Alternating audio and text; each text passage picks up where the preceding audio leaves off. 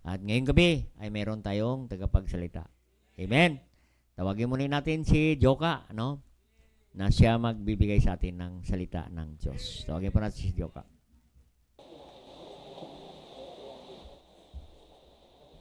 Amen. Magandang gabi po sa bawat isa. Sige po, hindi na po tayo magpapakatagal. Buksan po natin ang ating Bible in the book of Galatians. Galatians chapter 3 verse 1 to 14. Tayo po ay tumuing lahat. Galatians chapter 3 verse 1 to 14.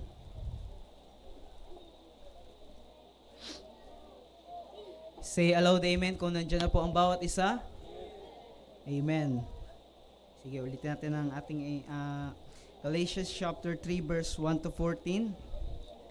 Amen. Are you there? Amen? Amen. So tayo po ay sabay-sabay po nating basahin ito. Ready now? Magkaloon na lang tayo ng responsive reading. Sabi po dito in verse number 1, O foolish Galatians, who hath bewitched you, that ye should not obey the truth, before whose eyes Jesus Christ hath been evidently set forth, crucified among you.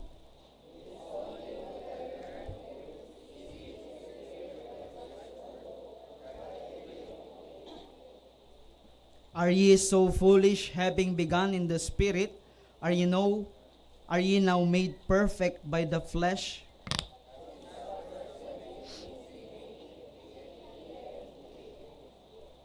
He therefore that ministered to you the Spirit, and worketh miracles among you, doeth he it by the works of the law, or by the hearing of faith?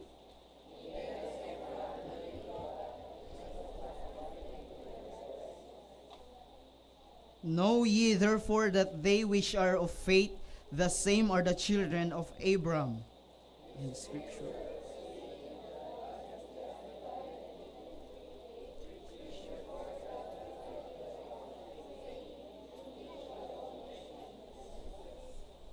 For as many as are of the works of the law are under the curse, for it is written, Cursed is everyone that continueth not in all things which are written in the book of the law to do them.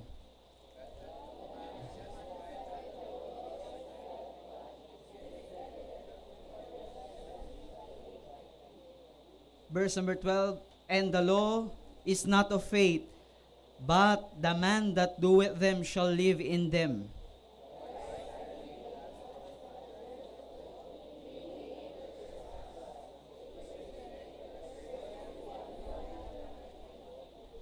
Verse number 14 altogether, that the blessing of Abraham might come on the Gentiles through Jesus Christ, that we might receive the promise of the Spirit through faith.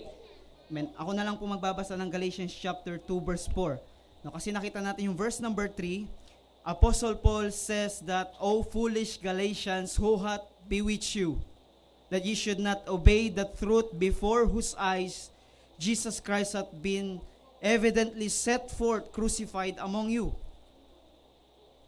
Pag sinabing bewitch, sino ang kumulam sa inyo? May warning si Apostle Pablo, or meron na siyang parang discernment in verse number 4 ng chapter 2, and that because of false brethren. Ang kausap po ni Apostle Pablo dito is the church of Galatia. And sad to say that in the church of Galatia, there were false brethren. And those are unsaved people inside the church. Sabi ni Apostle Pablo, and that because of false brethren, unawares both in, who came in privately to spy out our liberty, which we have in Jesus Christ, that they might bring us into bondage. Sad to say, maraming na bondage because of false brethren. Kaya sabi ni Apostle Pablo, O foolish Galatians, who hath bewitched you? The title of our message this evening, Who hath bewitched you? Sino ang kumulam sa'yo? Sino ang nagmanipula sa'yo? Sino ang nag-deceive sa'yo? O foolish Galatians, who hath bewitched you? Tayo po'y mag-pray. Dakilang Diyos, makapangyarihan sa lahat, Panginoon, dalayan ko pang mensahe na ito. Maging pagpapala po sa bawat isa, Panginoon. Lord, without you, we can do nothing, Panginoon.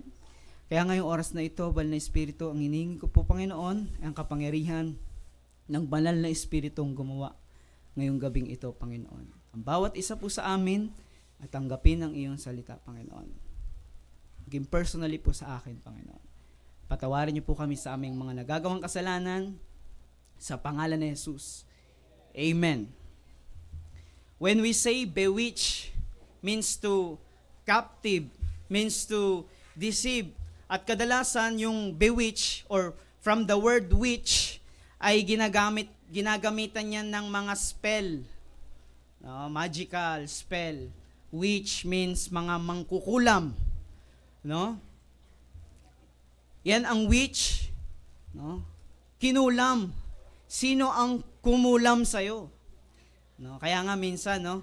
Hindi ako magustuhan ng nagugustuhan ko. Pwede ba akong pumunta sa Quiapo at pag kinulam ko siya at nagkaroon ng spell, magugulat na lang siya, may gusto na siya sa akin.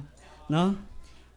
Totoo, nangyayari yan. Pero alam ko dito sa atin, wala namang gagawa niyan. Sapagkat lahat siguro naman tayo dito ay ligtas. Amen?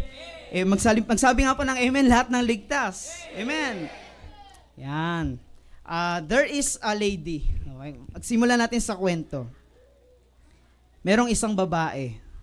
Totoo itong kwento na ito. Merong isang babae, pumunta sa mall para bumili ng gamot. Punta siya sa mall, bibili siya ng gamot. Kasi kailangan niya, meron siyang maintenance. Meron siyang mini-maintain para hindi umatake ang kanyang sakit. Then, nung nakapasok na siya sa mall, may nag-offer sa kanya ng free ballpen. Okay, free ballpen. Hello po ma'am, magandang hapon po sa inyo. Miss Beautiful Lady. Diba, mga ganun yung mga bati nila. Sanay na tayo dyan. Yung Kuyang Pogi. Diba? Siyempre, pipili ka agad. Kung alam mong totoo. No? Then, pinapili siya ng ballpen. Pili ka, ano mas maganda. Pumili siya ng ballpen. Ang maganda yung ballpen na yan, no? Limited edition yan. Try mo isulat. Ang ganda nga. Parang mamahalin. Parang ano. Pagkapili niya ng ballpen, uy, ang ganda nung napili mo. Yung napili mo, merong promo. Yung promo na ito ay dito, halika, punta ka sa appliances at tingnan mo yung mga electric fan namin dito. Magaganda. Ito, 50% discount. Sa'yo na ito. Then, wow, ganda ng electric fan na yan . Sige, salamat. Nabili niya yung electric fan. Then, umuwi na siya sa bahay. Dala yung electric fan. Hindi niya dala yung gamot. Yan tinatawag na deceive. Yan yung tinatawag na nadaya. Kumbaga, na-scam. Na hindi mo naman, pagkapunta niya sa kanyang bahay, marami siya electric fan, nadagdagan. Pero yung gamot, hindi niya nabili. Na-scam. And then, bewitch means to attract or having a power to influence someone wrongly. To influence someone wrongly. Nag-i-impluwensya siya ng tao sa maling pamamaraan. Kaya nga ang sabi sa chapter 2 verse number 4, mag-ingat sa mga false brethren na may dalang ibang doktrina. Kaya nga, mag-iingatan natin yung ating church na mapasukan ng ibang doktrina na hindi natin paniniwala. Sa una, magpapanggap sila na yun din yung pinaniniwalaan nila. Pero unti-unti, iniisa-isa nila yung mga kapatiran para paniwalaan yung doktrina na meron sila. Bewitch means to attract or having a power to influence someone wrongly. Pag gusto mong mag-impluwensya ng isang bagay, meron kang i-offer sa kanya. Diba? From the word witch, sabi ni Apostol Pablo, mga mangmang na taga-Galacia, sino ang kumulam sa inyo? No?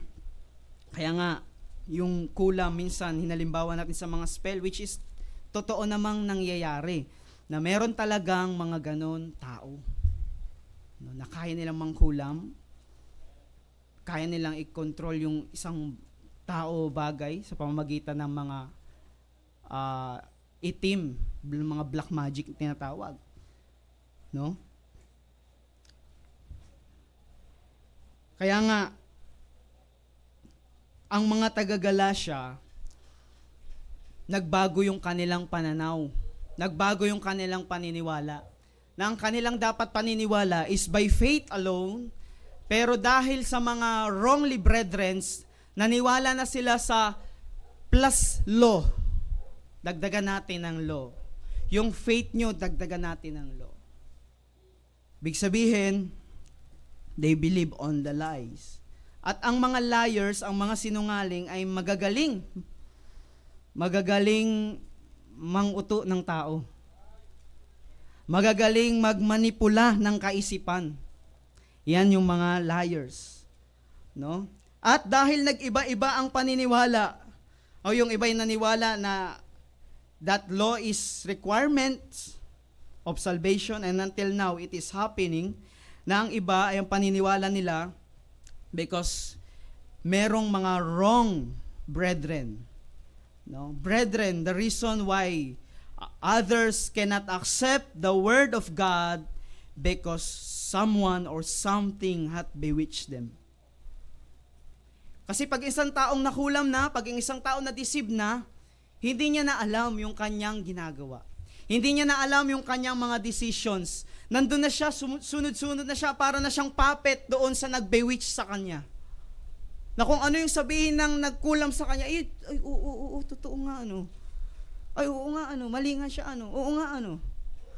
No? Kaya nga, they cannot accept the word of God because someone hath bewitched them. Something deceived them. Someone hath deceived them. Brethren, until now, maraming Kristiyano ang nawala sa kalooban ng Panginoon because someone hath bewitched them. Maraming mga Baptist na, mga nasa pananampalataya na natin, pero dahil na-offeran sa labas. Sige, alam mo dyan sa Baptist, wala namang free tuition fee dyan eh. Wala namang wala namang mga libre-libre dyan. Try mo dito sa amin. Pag-aaralin namin yung anak mo, sumama ka lang sa amin. Merong ganun sa Mandaluyong, alam ni Pastor Bong yan. Pastor Bong, sabi niya, maganda sana yung doktrina nyo eh. Maayos sana yung doktrina nyo eh. Kaya lang pinag-aaral yung anak ko eh. Kaya, the question, O foolish Galatians, who hath bewitched you? Inoferan ka ba? Ba't ka naniwala doon? Inoferan ka ba? Kaya nga, sometimes, we must be careful to those offers. At pag may sinabi na siya, dahil nag-offer siya, paniniwalaan mo na. Then, because someone hath bewitched them, against na sila sa preaching ni Apostle Paul. Every time na magpipreach si Apostle Paul, itching ears na ang kanilang naririnig. Hindi na nila matanggap yung preaching ni Apostle Pablo, hindi na nila matanggap yung red-hot preaching ni Apostle Paul because someone bewitched them. And the question tonight, who bewitched you? Sino ang kumulam sa'yo? Number 1, ang pwedeng mangkulam sa atin is our own possession. What is possession? Your possession can be considered your other gods. Possession means yung inaangkin mong sayo. Yun yung possession. Yung inaangkin mo na sayo. Akin to. That is my possession. Ito'y pagmamay-ari ko. Yan ay possession. But the Bible says, alam niyo po, yung possession pwedeng maging other gods. pwedeng maging ibang Diyos yung pagmamayari na meron mong, kinoconsider mo na sa'yo. And we all know that hindi naman sa atin lahat. Lahat ay galing sa Diyos. Walang sa atin. Kaya nga, Romans chapter 11 verse 36. Romans chapter 11 verse number 36. For of Him, and through Him, and to Him are all things, to whom be glory forever. Amen. Kaya lahat ng meron ka ngayon, even ang iyong buhay, even ang iyong salapi, ang sabi ng Bible in verse 36, for of Him, through Him, and to Him, mula sa Kanya, sa pamamagitan niya, at para sa Kanya ang lahat ng bagay. Pero someone, yung inaangkin mo na sa'yo, ay pwedeng mong maging ibang Diyos.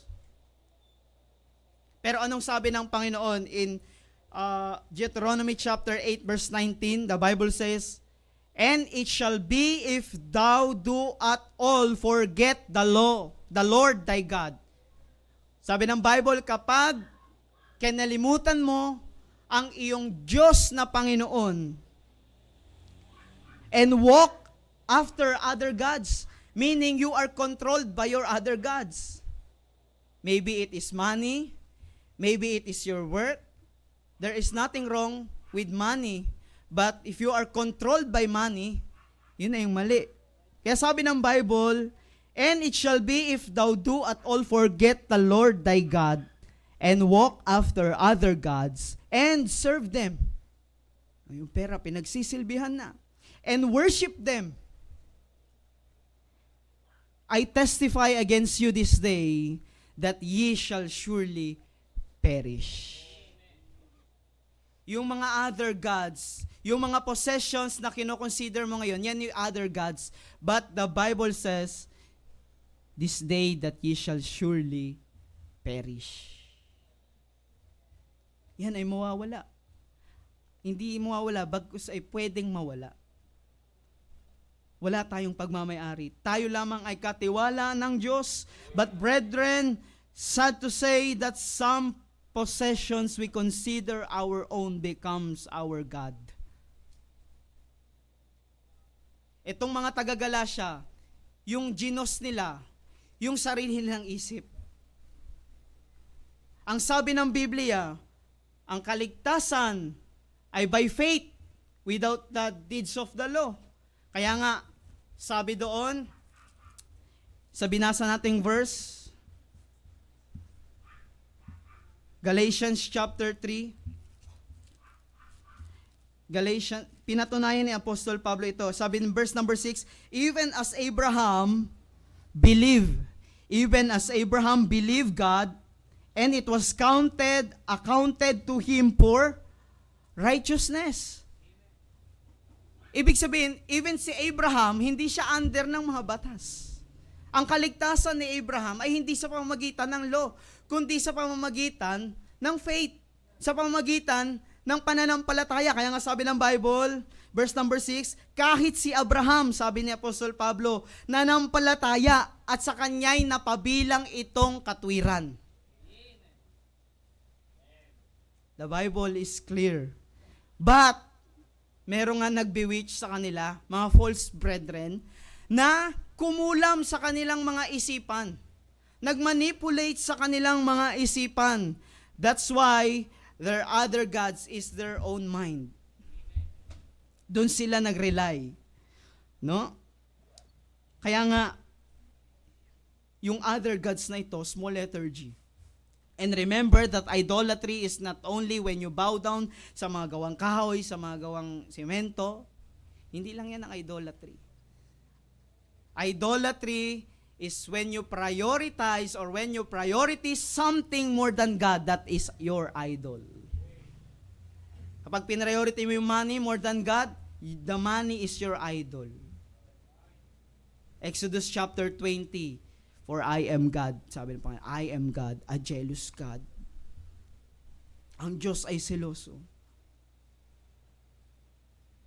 Your money can be your idol. That's why in 1 Timothy chapter 6 verse number 10.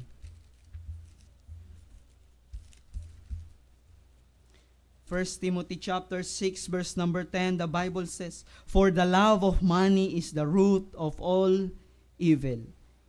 Not money, the root of evil, but the love of money is the root of all evil, which while some coveted after, they have erred from the faith and pierced themselves through with many sorrows.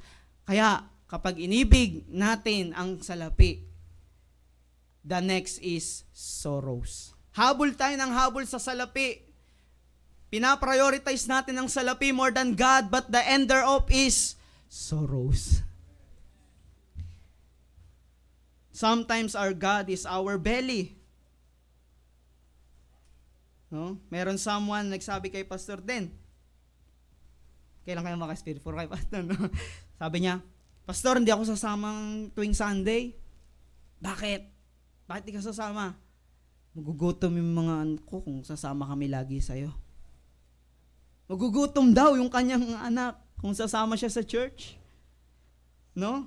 And as we understand that the God of this man is his belly. Yung Diyos niya, yung tiyan niya. Philippians chapter 3, verse 19. Philippians chapter 3, verse 19, the Bible says, "Whose end is destruction." Kanina, yung love of money, root of all evil. The end is sorrow. And ito, yung God nila, yung kanilang belly. The Bible says, "Whose end is destruction, whose God is their belly, and whose glory is in their shame, whose mind earthly things." Sila ay nakapaloob lang sa mga earthly things. Kaya nga, delikado kapag yung possession, yung sarili nating katalinuhan, yung ating pagaganahin.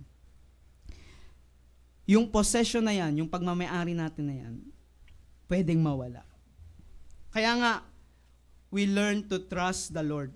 Proverbs chapter 3 verse number 5, "Trust in the Lord with all thine heart and lean not unto thine own understanding." Kaya ang Kristiyano ay hindi makabuo ng tiwala sa Diyos sapagkat they are dependent on their possession. Nakaasa sa mga material na bagay, nakaasa sa sariling katalinuhan. And then baka dumating yung time na wala yung mga bagay na considered mo as your possession, saka ka ulit lalapit sa Diyos. "Lord, I want blessing." God gave you a blessing and that blessing becomes a hindrance to God. Kukunin ulit ng Diyos sa isang iglap. And then, lalapit ka ulit-ulit sa Kanya. "Panginoon, dalangin ko po, balik mo yung mga bagay na nawala sa akin." That's our possession. Who bewitched you? Sino yung kumulam sa atin? Dati masigla tayong umaawit sa Panginoon, pero bakit ngayon wala kang gana? Sino ang kumulam sa'yo? Dati, yung prayer life mo sa Panginoon, mainit. Dati, yung pagbabasa mo sa Bible, mainit. Pero ngayon, parang wala na. Sinong kumulam sa'yo? Remember the serpent in the Garden of Eden? Ano sabi niya kay Eve? "Kainin mo to, hindi ka mamamatay." The serpent is the great manipulator. Greatest manipulator ito. Bakit? Napaniwala niya si Eva. Napaniwala rin si Adan. Ano nangyari? The end is destruction. The end is sorrow. Ano nangyari sa atin ngayon? Di ba? Pero wag nating balikan yun. baka pagalitan tayo ni Eva at saka ni Adan. No? Kaya hindi na dapat tayo nagtitiwala sa ating possession. When we are trusting on our own possession, gagaya ng mga nanggulo sa Church of Galatia, ang possession nila is yung kanilang sariling utak, pinagana nila ang sarili nilang kaalaman, then anong nangyari? Nakapanghawa sila sa Church of Galatia. Kaya si Apostle Pablo, "Sino nang kulam sa inyo? Bakit ganyan yung paniniwala ninyo?"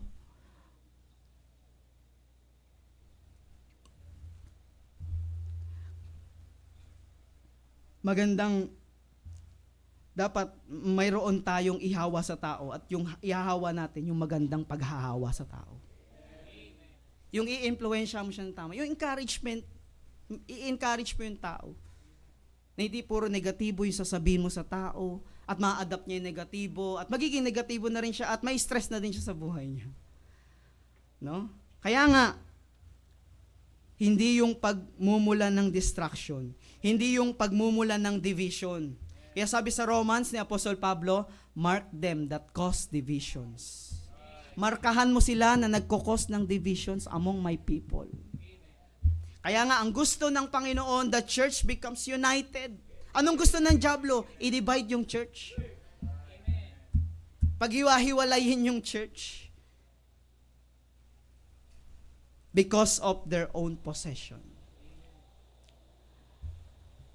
Then, after possession, what will happen? Pride. Number 2, the pride will come. After possession, the pride will come. Kapag umaasa ka na sa possession na mayroon ka, possession na mayroon tayo, sometimes possessions leads us to pride. That's why we have to be careful kapag may possession tayong hinahawakan. Minsan nagiging mayabang na ang bawat. Nagiging mayabang na tayo. And pride is sin. Proverbs chapter 16, verse number 18, the Bible says, pride goeth before destruction, and an haughty spirit before a fall.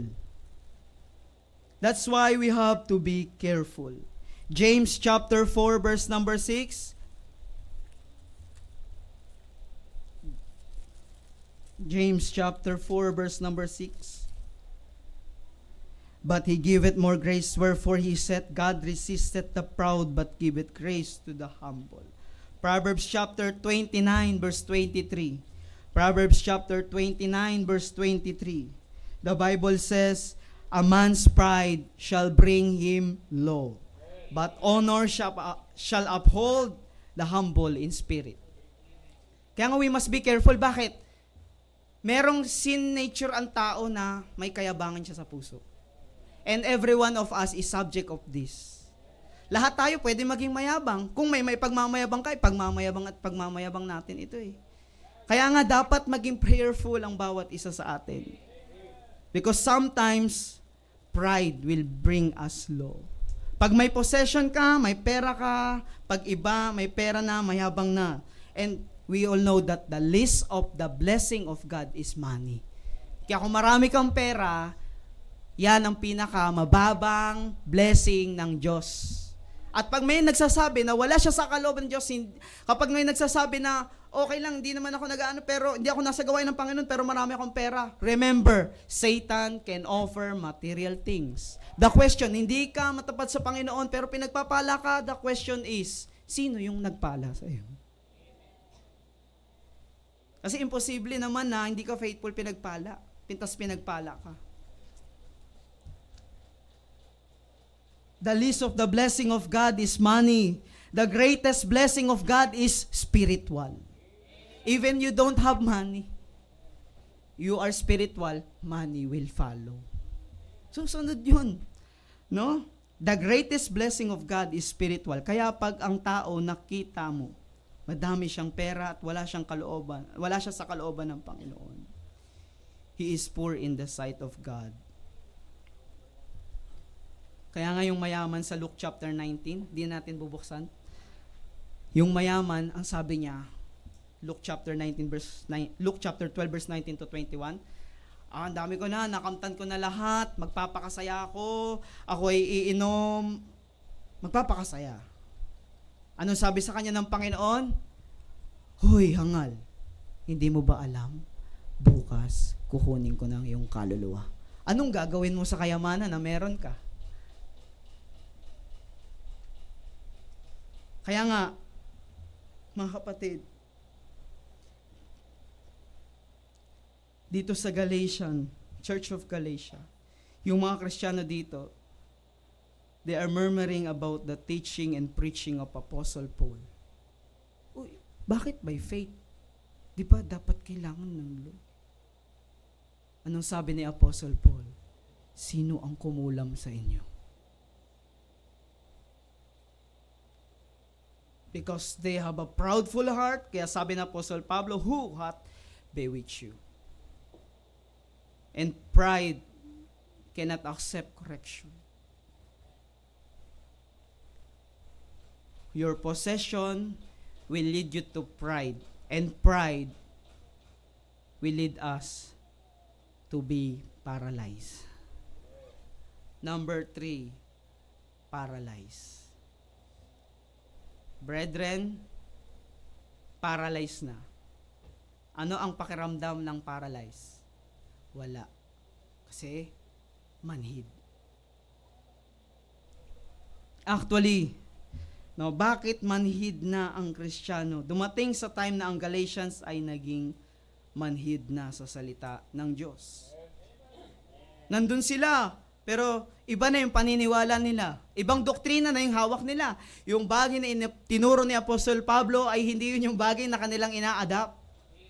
Yung doktrina na tinuro ng Biblia na sinabi ni Apostol Pablo, hindi na nila ina-adapt. They are paralyzed. Wala na silang maramdaman. Ano ang pakiramdam ng paralyzed? Manhid. Dumating sa time, itong mga Galatians na to, naging cold na sila sa Panginoon. Malamig ang kanilang relationship sa Panginoon. Nandun na sila sa dumadating na giniginaw na sila. Paralyzed. Wala silang maramdaman. Ibig sabihin, paralyzed, freeze. They are freeze. Pag freeze, wala nang ginagawa. Kaya nga dapat ang mga Kristiyano mag-iisip kung anong pwedeng magawa para sa Panginoon. May mga kaluluwa na nag-aantay. May mga kaluluwa na sumisigaw. Oras-oras, minuto, segundo may sumisigaw sa impyerno, but some Christians is paralyzed. Di gumagalaw. Bakit? The relationship to God is cold. Malamig ang kanilang relasyon sa Panginoon. Ano ang magpapainit sa relasyon sa Panginoon? The Word of God. Kung nawala yung relationship na mainit natin sa Panginoon, the question, who bewitched you? Sino ang kumulam sa'yo? Baka ang kumulam sa'yo, yung mga napapanood na natin. Na feeling mo, ikaw na yung taong yun. Pag napanood mo, feeling ko, ako na yung si Ding Dong Dantes eh. Feeling ko, ako na si Alden Richards. Kay Alden Richards, dimples yung sa akin. Wag natin banggitin yan. Distraction yan. No? Kaya nga, brethren, we are paralyzed. Sometimes Christians are paralyzed. And every one of us can experience this. Kaya nga, anong dapat gawin ng mga Kristiyano? Ipag-pray yung bawat isa. Kapag may nangihina, pag-pray natin siya. Kaya pag may alam mo sabi ni Pastor, ipanalangin natin siya. Pag-pray natin siya. Hindi natin siya ilulook down. Hindi natin siya huhusgahan. Bakit? Pwede mangyari sa atin yun eh.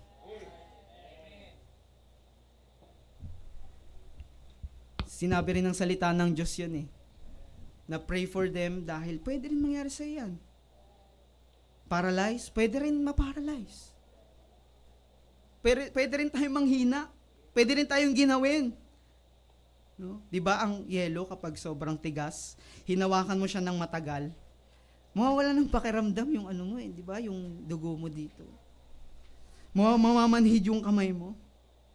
The same when Christians is trusting their own possession and become proud, at pag naging proud na, mawawala na yung prayer life, mawawala na yung Bible reading, mawawala na yung excitement. Sa unang Kristiyano, excited sa gawain ng Panginoon, excited mag-soul winning, kahit yung aso gusto niya i-soul win, pero darating yung time, mapaparalyze na siya, manghihina na siya, manlalamig na siya.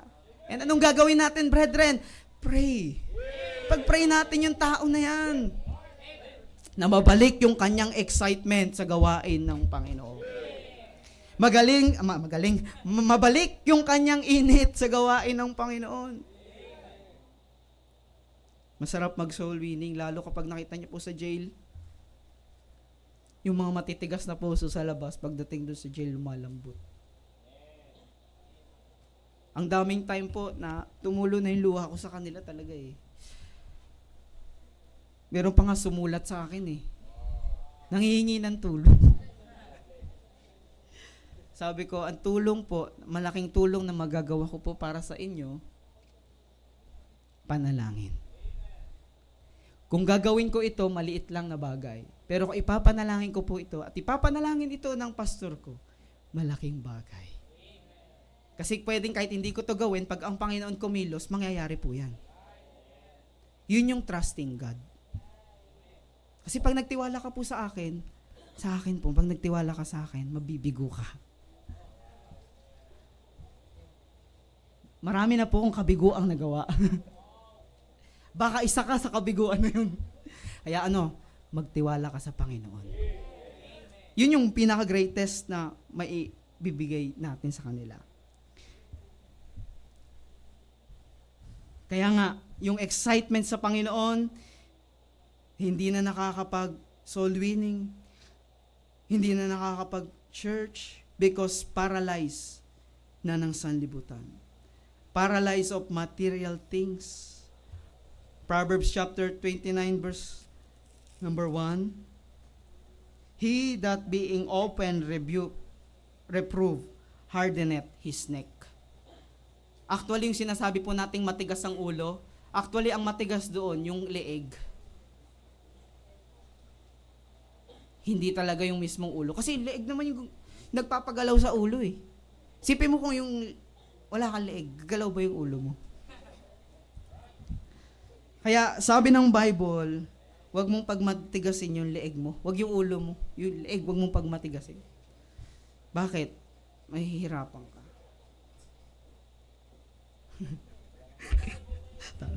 Natawanan ako eh. Ayaw natin sometimes sumunod sa prinsipyo, sa salita ng Diyos. Dito sa passage nating binasa, ang mga taga-Galatia ay nagkaroon ng matitigas na leeg. Dati nagpipreach si Apostle Pablo about manampalataya tayo sa Panginoon, maging soul winner tayo. Amen, amen. Pero nung nag-preach si Apostle Paul, nung meron nang nagkulam sa kanilang kaisipan, manampalataya sa Panginoon. Tigas na ng leeg. Pinapatigas na ng ugat dito. Remember why Adam, gaya ng sinabi natin kanina, Adam and Eve experienced destruction because someone bewitched them. The serpent, the devil, bewitched them. Kaya nga, we must be careful because Satan wants to destroy our right relationship to God. Yung mainit ka na sa Panginoon, biglang papasok si Satan. At mag-o-offer siya ng magandang bagay. Mag-o-offer siya ng ma-attract kang bagay. O ito, di mo ito makukuha. Kung dyan ka, sige ka. Pero kung sa akin ka, makukuha. Di ba, nung tinem ng Satan yung Panginoon, bibigay ko to sa'yo lahat, sambahin mo lang ako. Ano sabi ng Panginoon? Huwag mong tuksuin ang Diyos mo. Kaya nga, kung ang Panginoong Hesus hindi pala natetempt, kung ang Panginoong Hesus ay tinempt ng kaaway, how much more tayo? Pero kung tayo nakadepende dun sa kapangyarihan na meron ng Panginoon, mangyayari din sa atin yun. Na re-resist natin yun. No? So we cannot feel. Kaya nga, sometimes we are paralyzed. Satan wants to freeze us so that we cannot feel the goodness of the Lord. So that we cannot feel the grace of the Lord. So we cannot feel the work of the Lord. Kaya brethren, if ngayon ay parang paralyzed ka sa Panginoon, yung para bang, okay lang. Basta okay lang. You are paralyzed with God. Nanlalamig tayo sa Panginoon. Madadamay pati ang tuhod natin. Bakit damay ang tuhod? Hindi mo na kayang lumuhod sa panalangin. Hindi lang pala leeg yung tumitigas. Pati tuhod tumitigas. Yung tuhod mo, hindi ka makapagpanalangin sa Panginoon.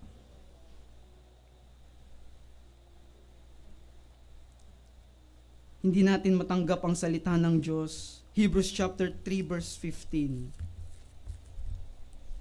The Bible says,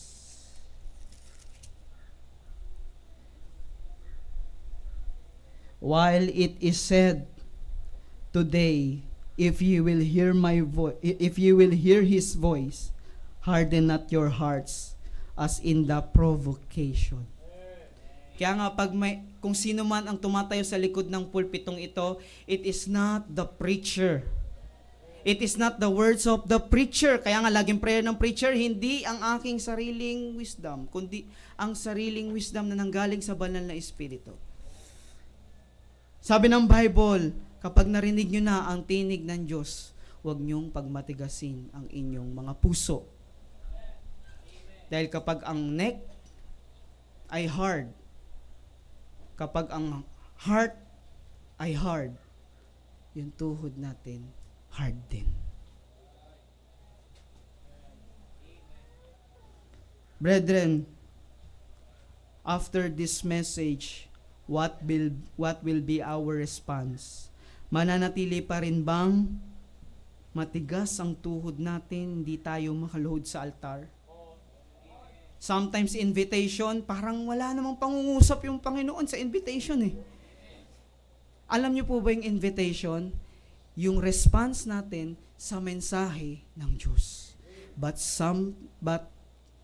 yung iba, nare-reject yung invitation.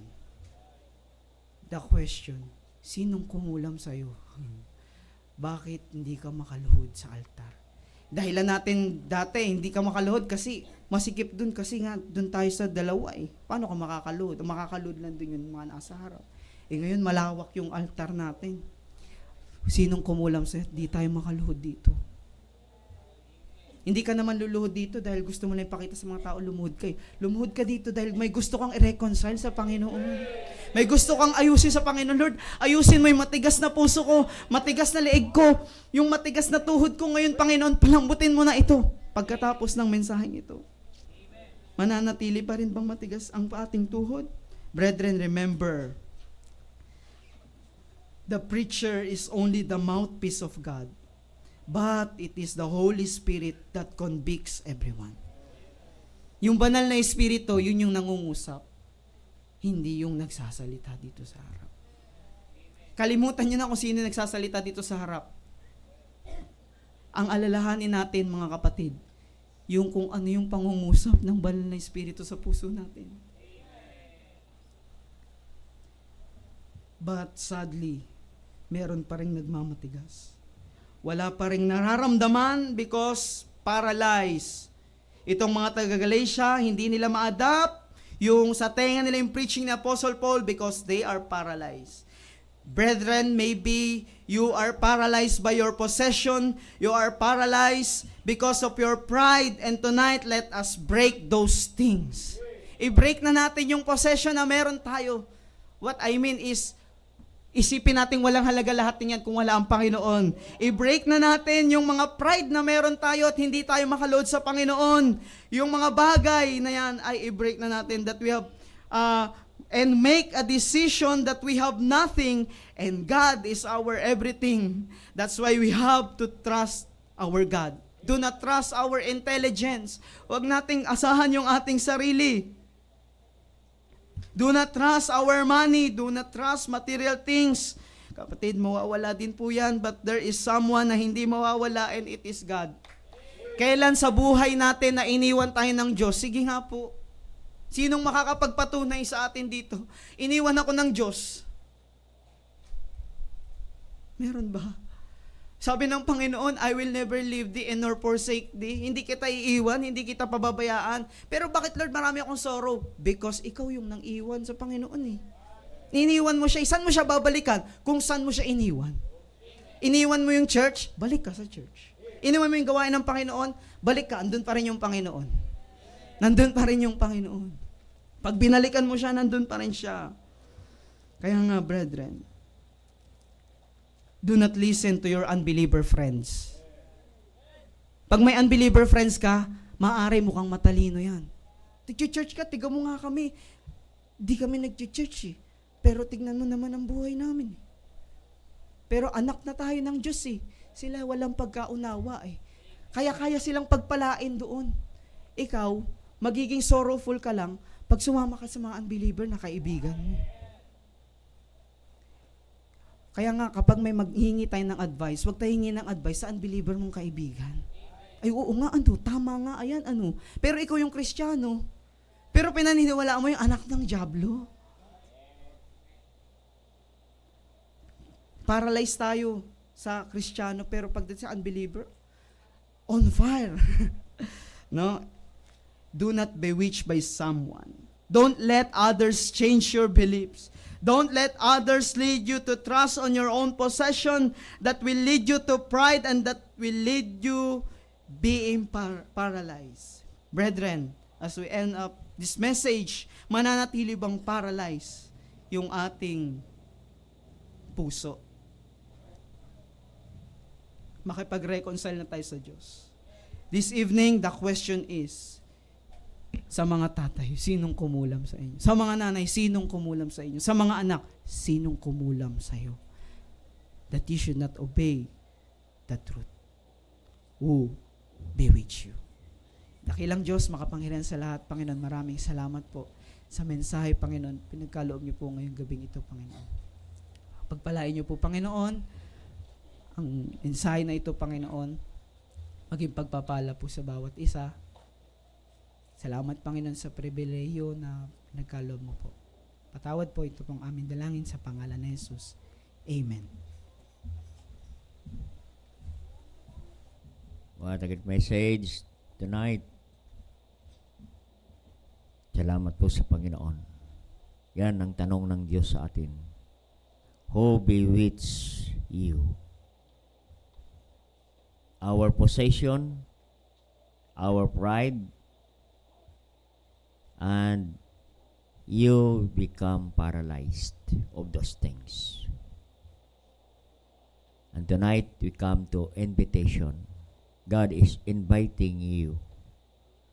If the Lord speak to you tonight, the Holy Spirit convict you through this message, at you experience paralyzed in your Christian life. You are paralyzed in your prayer. You are paralyzed in your Bible reading. You are paralyzed in soul winning, in attending church every Sunday. You will become paralyzed. And this is now the right time to come to the Lord through invitation. Kaya habang tinutugtog ang panyaya, who bewitched you not to come to the Lord tonight? God wants you to be revived in your paralyzed Christian life. Sige po, go back to the Lord. Sige po. If the Lord speak to you, God use somebody, a preacher, from His Word to speak to you, and the Holy Spirit convict you tonight,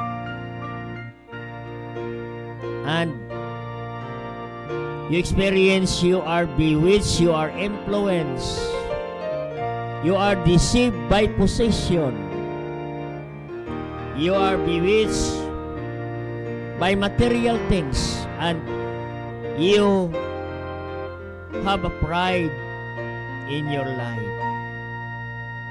We need to humble ourselves tonight. Sige po. Ano ang naghahadlang sa atin? Hindi ka makalapit sa Diyos sa Kanyang invitation. God is inviting you to come to Him. Come unto me, all ye heavy laden, and I will give you rest. Sige po. God is inviting you to come in the altar. The altar is a place where you can talk to God personally. You can talk to Him. You can say everything to Him. You can pray. You can talk to Him. You can request to Him. Sige po, whatever you are in needs today, sige po, just come to the Lord in prayer.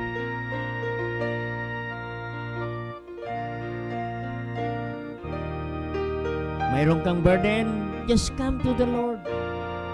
And go home with peace of mind. Go home, rest of your soul. Sige po, just come.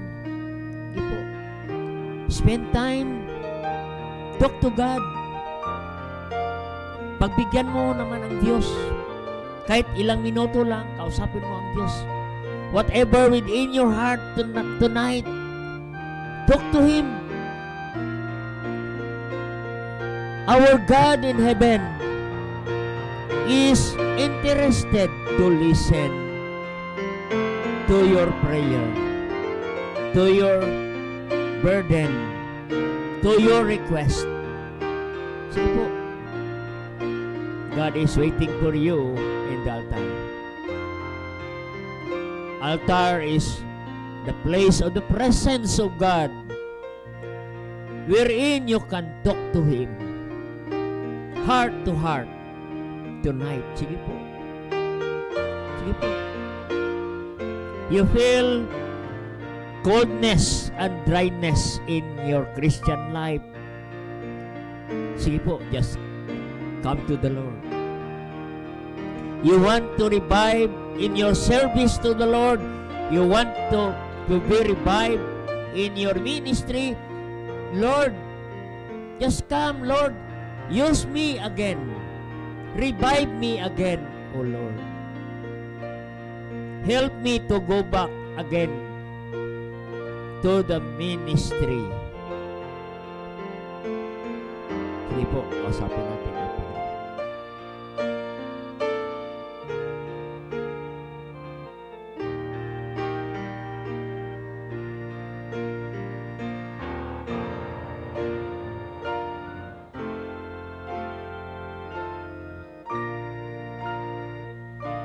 Dakilang Diyos, makapangyarihan sa lahat, thank you, O God, for your great message tonight. Salamat po sa inyong tagapagsalita. Lord God, salamat po, Panginoon. Maging ang Church of Galatian, sila rin po ay na-deceive, nadaya, na-influence ng false brethren ni Satan. Salamat, Panginoon, na mayroong salita, Panginoon. Salamat po, Panginoon, for revival message tonight. Salamat sa inyong mga salita, O Diyos. Salamat po sa mga lumapit, Lord God. You know their heart. You know their burden. You know their decision and commitment tonight, Lord God. Bless the brethren tonight, O God. And they will go home with peace of mind and rest of their soul.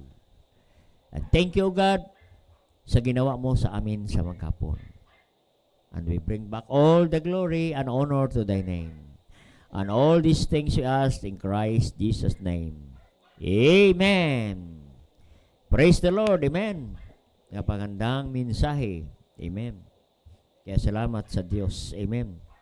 No? Satan wants to paralyze us para hindi tayo magamit ng Panginoon. Amen. Nalala niyo yung paralitiko? Many years siya ay paralyzed. Doon siya nakahiga sa kanyang bed. Pero nung dinala ng kanyang kaibigan sa Panginoon, siya ay na-revive at nagamit muli ng Panginoon. Amen? Kaya salamat, mayroong simbahan. Amen? No?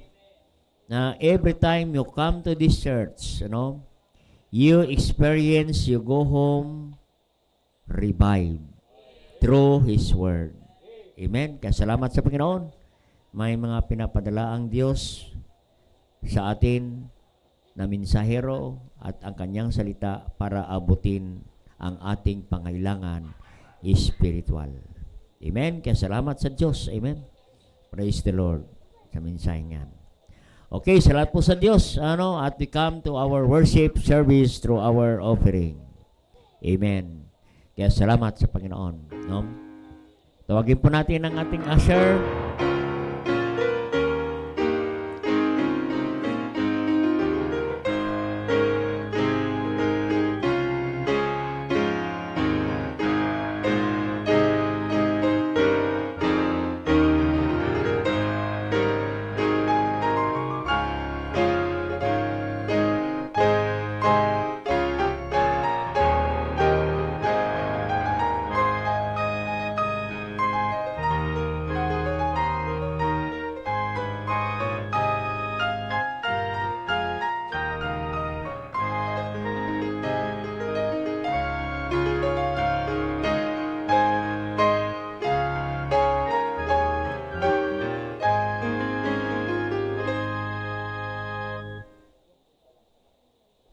Amen. Sige, pasalamatan natin ang ating handog sa Panginoon ngayong gabi.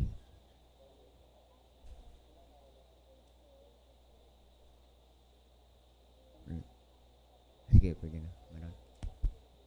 Nakilala namin Diyos na makapangyarihan sa lahat. Maraming salamat po sa gabi ito. Na muli po kami nakapanambahan sa inyong hapon ito. Maraming salamat po sa presensya ng bawat isa. Maraming salamat po higit sa lahat sa inyong salita namin na pakinggan. Maraming salamat din po Panginoon sa mensaheron na pong ginamit. Pala niyo po sa kang buhay, Panginoon. At ngayong gabi sa aming pagbibigay, Panginoon, tama na lang po ang puso ng bawat isa. Bigyan po ng cheerful and humble heart na ang pagbibigay. At kayo po, Panginoon, babalik na masaganang pagpala sa bawat isa. I-bless niyo po, Panginoon, ano po ang source of income ng inyong mga anak, Panginoon. Magpalaan niyo po ang salapi na malilikom ito, Panginoon, ay magamit po sa inyong gawain. At saka lalo po na inyong gawain ganun po sa ikaabot, Panginoon, ng mga kaluluwa na handa po tanggapin bilang, Panginoon, tapagligtas. Lord God, dahil po namin ang aming pagbibigay ngayong gabi, ito po, Panginoon, ay magkakatanggap po sa inyong harapan, Panginoon. Tawad ano po aming pagkukulang, pagkakasala, itong aming dalangin sa pangalan ni Jesus. Amen. Amen. Bless. God bless us again.